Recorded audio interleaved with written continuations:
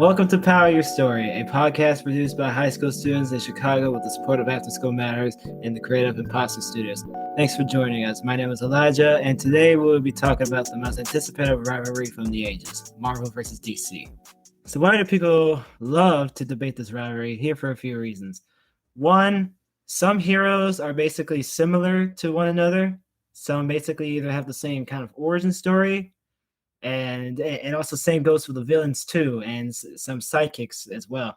Like the comparisons from the comics to the movies to like little shorts like on like Cartoon Network or like any other like kids shows that basically play Marvel or DC shows on there. For example, like people have debated Iron Man versus Batman, and it has been debated, and Batman lost sadly. And people even debated Black Adam versus Apocalypse. And basically, they also did another Batman versus Spider-Man. Let's basically say that people love to put Batman against other heroes, against either Spider-Man, Black Panther, Iron Man. Needless to say that Batman did not win any of those battles, sadly.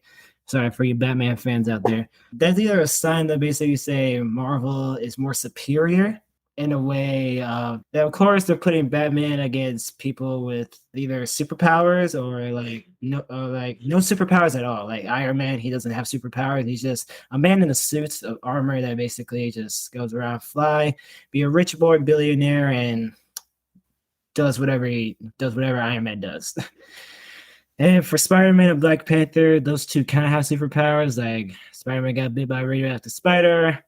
Black Panther was blessed by the Panther gods of Wakanda and Africa, and that's how he is very strong today. And some of the best parts of Marvel is that basically they have more movies and they show a lot more shows on Disney Plus and whatnot. Well, basically, I barely see that from DC. It's like they're playing a lot more Batman movies, and there's nothing wrong with that. I love Batman with a passion. But at some point, they got to show some love, like The Flash, Wonder Woman, Aquaman. I mean, at this point, from DC's point of view, I see Batman as the face of DC. Like, no one else can, like, take that off of him because they're showing him a lot more than any other hero. That's basically what I see at this point. Other people might have other opinions, but that's just me. Some of the low points of why some people hate Marvel is because they're basically in the movies, they're basically making a lot of jokes and not taking things seriously. Well, basically, DC is off doing things to where it's a lot more serious in the sense of more level-ending world threats to actually defeating them at the end. While Marvel, on the other hand, they defeat the enemy, but at the end of the day, they're still alive. It's like they never finish the job. And I know some of these heroes are kind-hearted and they refuse to kill. But at some point, they got to see that killing is the best way to go for it. And maybe that's why people hate Marvel. That's why DC gets the job done. And on the other hand, why some people hate DC. And another reason for that is it's basically kind of like the same thing, but it's actually reversed. Like Marvel has more movies and shows, while DC has less movies and shows. It's basically they're kind of replaying like the same stuff over and over again, like Teen Titans Go, and also the original Teen Titans. Basically, the only DC movies that are actually like on the big screen are like DC Superhero Pets, which was a good movie, by the way. The Justice League. I like the Justice League, but the one thing I didn't like about it is when they brought back Superman, he should have stayed in the grave.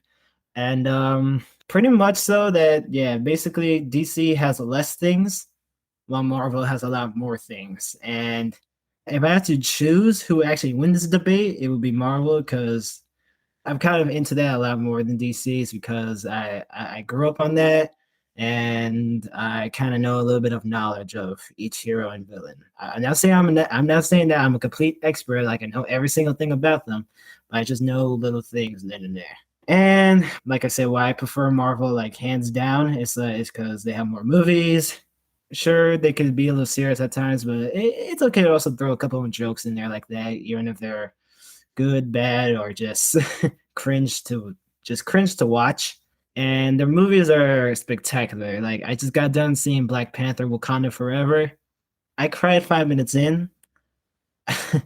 So yeah, I cried 5 minutes in, and the ending was spectacular. I'm not gonna spoil anything for people who haven't seen it, but let's just say that the ending. So the movie doesn't have a post-credit scene; it actually has a mid-credit scene, and basically, at the end, a certain character will return, as every other movie, on this way to Phase 6 of Avengers: Secret Wars, which I'm very excited for that. And pretty much, it's 100% one of the best movies of the year so far. And that movie's basically all about dedicating life to Chadwick Boseman. And Chadwick inspired a lot of people. He even inspired me. The first Black Panther movie, it was phenomenal. It hit a lot of money in the box office, and I could see it. I could see it again if I want to. I mean, I have Disney Plus. I could either go rent it or buy it somewhere, but I'm not gonna waste my money on that. I got Disney Plus. Oh God, here we go. The main event to me. To me, this is the main event. So today I'm going to talk about a topic that's near and dear to my heart: my hatred for Superman. As you probably may or may not know, Superman is part of the DC universe. For those of you who are catching up, here's a very brief story, a brief history of Superman. So basically, he has multiple names. Clark Kent, Kal-El is his home planet name. So basically, his father was a brilliant scientist who discovered his home planet was about to explode. So basically, he sent his son off to Earth to save him at once, and then he was adopted by the Kents. And then basically, there's multiple scenes of when they reveal his powers when he was just a boy. Either his father's leg got stuck underneath his tractor and he just lifted up, or he just got extremely mad at them in an argument and just punched a 2x4, and then it broke. It broke, obviously, and then he basically just jumped to the moon, and then we just cut to where he's Superman. And the reason why I hate him is because, one, he killed Joker in Injustice, the video game. And I listen, I know it's just a video game, but if he's supposed to be the quote unquote symbol of peace, no killing. That's a no. Symbol of peace, you rock the S, you're supposed to represent it. What did he do? Straight up put his hand through the man's chest. Boom. Cold blood. And there's multiple reasons why he did that. I mean, his whole city got destroyed, Metropolis got destroyed. Joker killed his pregnant wife and his unborn child. And basically, he went into a deep depression and started killing all innocent people after that. So basically, started killing a man for crossing a red light. Who does that for crossing a red light? I'm actually getting mad right now just talking about this. Let's just move on. And the other reason why I hate him is because he killed Goku from Dragon Ball Z. See, the first time when he killed him, I was like, ah, man. Well, that was a good fight. Maybe they have the second fight. I really hope Goku would win. And guess what? The second fight did happen. And guess what happened? Goku lost, but he died. You want to know what happened? Superman grabbed him by his neck, shot his lasers in between his eyes, and through his brain. That got me so heated, I hated him from here on out. Nothing can ever make me like him ever again. So whatever y'all could say or do, nothing could change my mind. Nothing. Moving on, before I actually get mad at this. So if you're thinking about watching yet another Superman movie or TV series, or reading another Superman comic, which I highly recommend you don't, here are a few of my top recommendations for something better to try out. What I say is, speaking about Black Panther earlier, I recommend you watch the first one. I forgot what year it came out, but it was a good movie. It's very inspirational. You might cry a lot while watching it. If you're watching it now, you might cry because Chadwick is no longer with us. But if you were watching it on the day that it came out, then you may not cry because he was still around. And it was very inspirational on the African culture, which I absolutely respect. Moving on, next is the Avengers. Now, it could be any Avengers movie. It could be the first one from 2012. It could be all the way up to Avengers Endgame in 2019.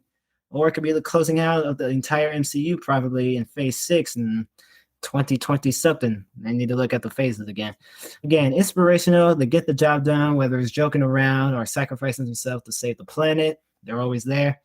And aside from Marvel, we're moving on to a DC recommendation. And yes, I know you're surprised, but I'm not. But I'm going to go with my man, Batman.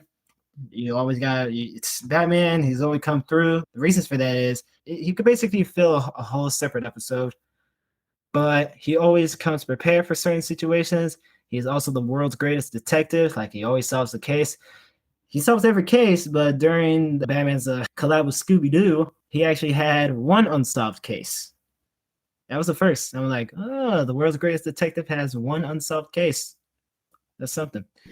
This has been my deep dive into the Marvel versus DC debate on why Superman is the worst. Unpopular opinion, I know, but I'm sticking to it.